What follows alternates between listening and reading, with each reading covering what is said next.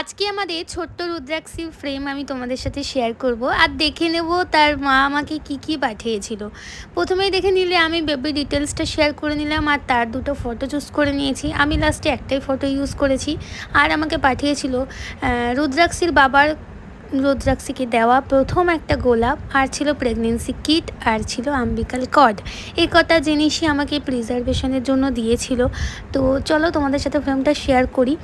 দেখো, ফ্রেম যখন রেডি হয় না, তখন আমি ভীষণ এক্সাইটেড থাকি সেটাকে কিন্তু ডিমোল্ড করার জন্য, কারণ আমার ডিমোল্ডিংয়ের টাইমিংটা আমার ভীষণ ভালো লাগে।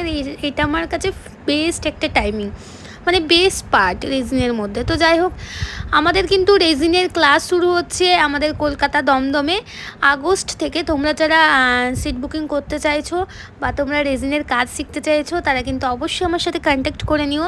আর ফাইনাল লুকটা ফ্রেমের তোমাদের কেমন লাগছে অবশ্যই কিন্তু জানি। তোমরাও এরকম ফ্রেম নিতে চাইলে আমার স্ক্রিনে দেওয়া নাম্বারে কিন্তু অবশ্যই কন্ট্যাক্ট করে নিও।